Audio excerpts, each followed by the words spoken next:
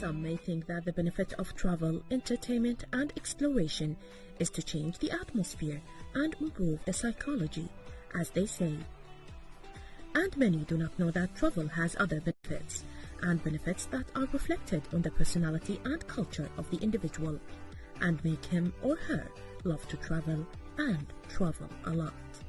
As the interest of geography and the customs of peoples and their ways of life makes the person very familiar with the geography of the country and has fixed and correct the information in his or her mind about that country.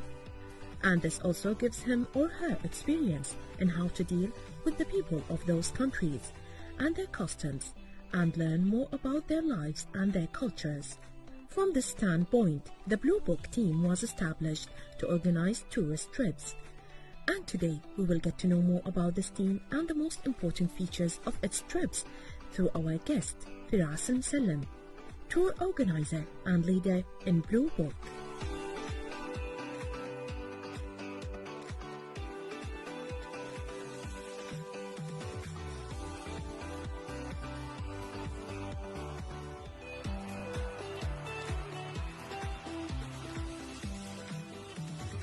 Welcome back, dear viewers. After this interesting introduction, we are glad to have with us today Faris Al-Muslim, tour organizer and leader in Blue Book.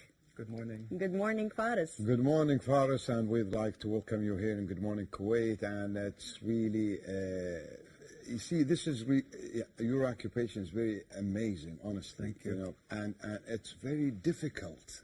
It is Fatma. difficult. You know, we were chatting off the air, and you know, especially when you try to manage trips and traveling for a group to some areas you didn't see. Yes. That becomes more difficult. But anyway, let's not go deep down. You know, first of all, tell us more about the Blue Book team for trips and its goals, and where did the idea of creating this team came from? Well, Blue Book as a company was established in 2019, and our focus is to organize group trips for people who don't like group trips, with a special focus on history, culture, and nature. Okay. When I say group trips for people who don't like group trips, is because the traditional understanding of a group trip in Kuwait is either extremely big groups of 20 plus people and shouting kids and people running around, or extreme adventure travel where there's, you know, 9-10 hour hikes, people sleeping in tents, etc. And that's not what we do. Our focus, as I said, is on history and culture. And that doesn't mean Museums? It doesn't mean going to museums, because that's something that anybody can do on their own. But what we do is we organize hands-on activities whereby you participate in the country's culture. So So you indulge in the culture. Exactly. Okay. Because that way, when you're doing something yourself, you're learning without being given a lecture. So when you're saying hands-on, yes. Like what? Give us an example. For example, when we did our trip to Japan in 2019, we participated in a traditional Japanese tea ceremony. We learned how to use the katana swords with samurai This is descendants. like, you know, where the room and there is this square table. Exactly. Oh, That's amazing. The katana swords. The katana swords. That's we learned amazing. How to So that's what's a real called katana sword. The swords. the they were, swords, okay. yeah. Yes. Oh, look, there's Yeah, the... That's the tea ceremony. That's exactly. We also learned how to play. Is that you? No, that's Muhammad. I told We you look you guys alike. look alike. So that's Mr. Muhammad Muhammad Al-Mawla, who's my business partner. Yes, and we say hi to him, and we wish he was here with you too. Yes, hopefully he'll be here the next time. So yes, we also learned how to play the drums. We had a calligraphy class. Wow. So we find out what that culture is known for, and we participate in it. And when you do something, you remember it more than visiting a museum. From what I can understand, Fatma, it's only for couples. No, it's not for couples. Even individuals are allowed to join. I mean, I meant kids. No. Okay. No, we only take the thing. people 18 and above. Okay. Yes. actually one of the reasons why I follow them on their social media Oh, accounts. so you Yes. follow them, huh? Oh, yes, of course. I was very excited to know that they were our guests today. And as you've mentioned at the first of the interview, it's very difficult when you go to a group. Traveling, of course, it's difficult. You're not in your home, you're not with the people you love, and it's also difficult. So imagine if you're put with strangers who also have all the same activities. And we would like to know more. How do you know the person and what they like, and if they're going to enjoy this activity or not? Okay. Well, when somebody first signs up for a trip, there's an application form that everybody has to fill out. Okay. And from that application form, I can kind of get a sense of who this person is. Okay. So there are certain questions that we ask that I get a feel of who this person is and will they enjoy this trip and will they not enjoy this trip. And also the kinds of activities that we do are sort of icebreakers. So, for example, if we do a cooking class, it's not really about the end result. It's more about bonding together. It's more of a social activity, and that brings people together. And since we're a small group, that means that there are more chances for interaction and for getting to know each other compared to being in a big group where people separate into smaller groups. Wow. So you are implementing the saying, it's not about the destination, it's the journey. Definitely, definitely, yes. That's a good way of putting it. So do you have as a guide to be done that, been there, so you let others, or no? Sometimes you go to places or you have an experience that for the first time as a traveler. Well, my role and Mohammed's role is not strictly as a guide. Our role is as a team leader or a trip leader. We always rely on the services of a professional local guide, and the guides that we choose are more on the academic side rather than on the touristic side. Okay.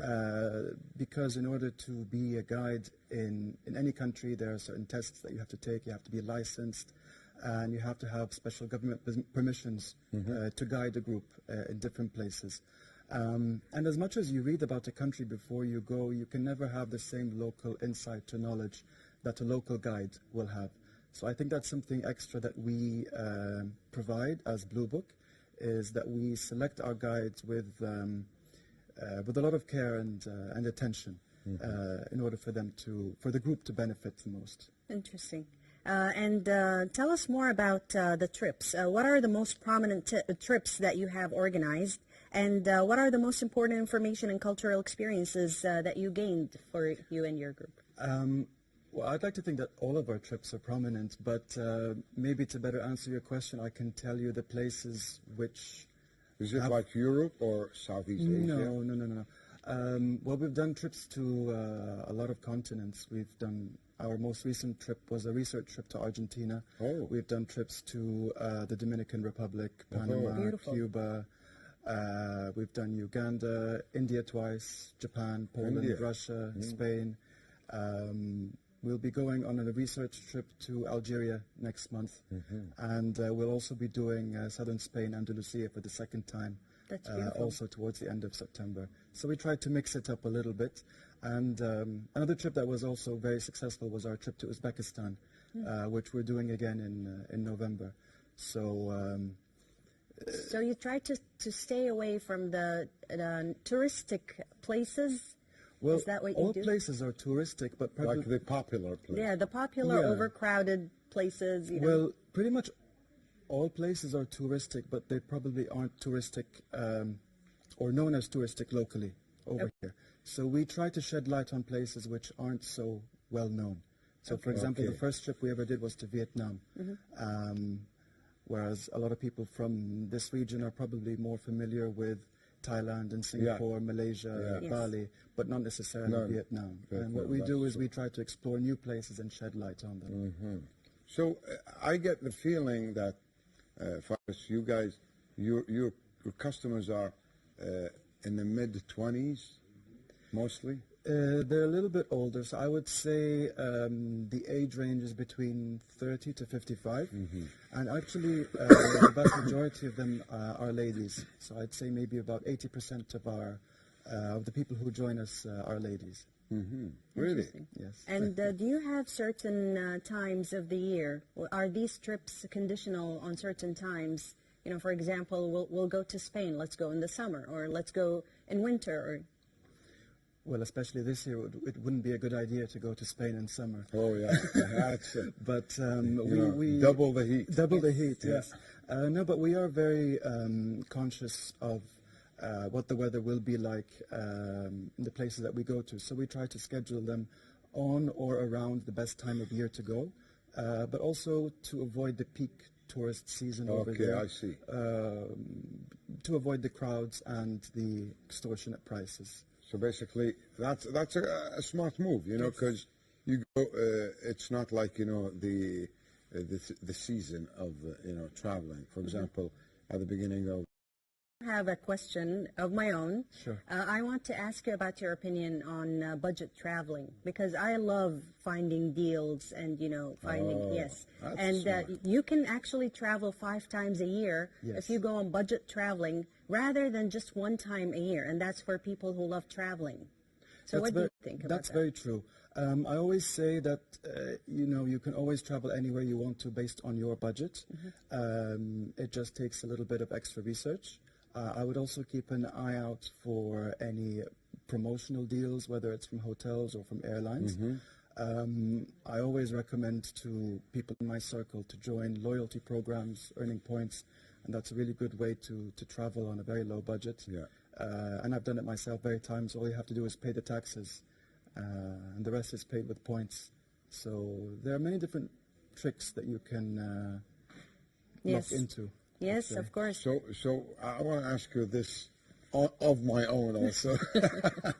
Do you come across, this customer that really picky and Oh, you know, there's always that customer. honestly, Faris, we definitely do. you come across Yes. it. You know, every group there is one guy comes and pops out. We've come across lots of different kinds of people. Yeah, because attitudes you're talking about. Yes, you're talking about different attitudes, different expectations, different mentalities. Yeah. At the end of the day, we are in a customer service industry. We do our best to meet everybody's expectations. One thing that we do is that prior to any trip, we have a meeting with the participants Okay. in order to explain Try to what to sense. expect. And sense each other. And sense each other. Okay. Then again, during the trip, it's always different. And it's also the case if you travel with friends you've known for years and then Okay. you Oh, yeah. travel with them and you see a totally different side. So Yes, we have a saying in Kuwait Oh. also, you know your friend when you travel, when you travel with them. Yes, and that's yeah. extremely true. And I think Oh. the benefit of going with a small group is you get to know each other very quickly at the beginning. So by the end, we leave as friends, as family members, and we stay in touch Nice. even years after the trip. So if I say Faris Salam, definitely everybody knows you now. Inshallah. Inshallah. That's amazing. And of course, what comes to mind when we talk about traveling is security. Yes. How can you ensure security for the travelers that especially that they are somehow your responsibility? They are our responsibility. One side is doing our research prior to going, and the second side is to rely on the local knowledge of the guide that we use. Like I said, it's always good to read up as much as you can, but it's always the local person who will give you the real insight, the real knowledge of how and where to stay safe. Because honestly, there is some of the countries you mentioned, they have like the percentage, or the extension of security, varies. So. You're right.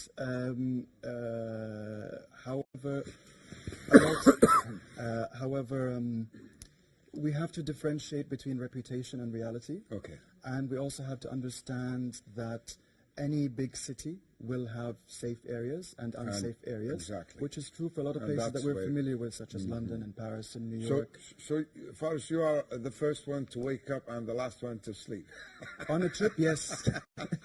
On a Is trip, that true? yes. That's true, and that's mainly from excitement, actually, because I enjoy doing these trips so Really? much. That's beautiful. That's amazing. So, Faris, you also have all the success and this experience, and we want to know more about your future plans. What do you aspire to? What do you look for in the future? Well, we look forward to continuing to provide the same level of, let's say, professionalism, to grow our network of guides, and to do more trips in a year. You guys have an office or something? Or We're just currently moving from office to office. okay, Right or now. it's like only like soft office, like for example, social media and that. Yes, well, definitely we have a presence on social media, on Instagram and our website, and that's really where we conduct our business. The office is more for certain functions that we have to carry out on the back end, let's say, but everything else is done online. Nice, nice. Yes. She's also an English teacher, you know. She Oh. teaches English. You know, if you guys need an assistant, she's. I don't think they do. I don't think No, I mean, maybe they want to have Thank you a very smaller much. branch. Thank you very much. But also, we would like for you to say one last word for our dear viewers about traveling. We're very excited about this. Well, what I would say is to do your own research, to keep an open mind, and not be afraid to try new things. So, okay, how about, you know, because our director just asked me this question. How about the elders, you know, the old people, the age? Is there like a certain limit of the age? So, There isn't an age limit. There is a, let's say, health limit. So Okay, health limit, Yeah. okay. So, for example, we're upfront and we'll say, you know, for example, this trip it has, needs say, some an hour physical or 2 hour hike. If you're energy. okay with doing it, then you're more than welcome to. There's no Okay. upper age limit. There's only a lower age limit. Okay, so basically, even if you are old, but if you have 18, this 90 years old, if you're in good health, physicality and, you know, Definitely. and you are energetic, just, you're as young as you feel, right? okay, absolutely. Yeah, that's true. Of course, yes. It's a number. It's a number. Yes. And of course, we want to ask, now that you prepare and organize for everyone who wants to go with you on this trip, do you have consultation services where, you know, I'm not ready to travel, but I want to know more about this and I want you to teach me about this trip and that trip? Yeah. We certainly do. We can. What we also do is we also can plan a private trip for you, which is part of the consultancy services that we offer, and there are different prices for that. Obviously, because there's a lot of research that goes into it, and there's a whole presentation that we conduct. And we won't only tell you what to do in the country, we'll also tell you where to stay or provide suggestions on where to stay, restaurants, activities, day trips, etc. And we'll also plan it and, you know, tailor make it to your budget and the time that you can travel. Thank you very much, so Faris Lamsallam, for everything and for all the information. We really enjoyed our conversation with you. Thank you Great so much. thanks to you, Faris, and all the best of luck, you know, in future trips. Thank you so much. It's been a Dear pleasure. viewers, I guess that's it for our episode today. Until the next one, please stay safe and have a good day. Stay safe. Goodbye.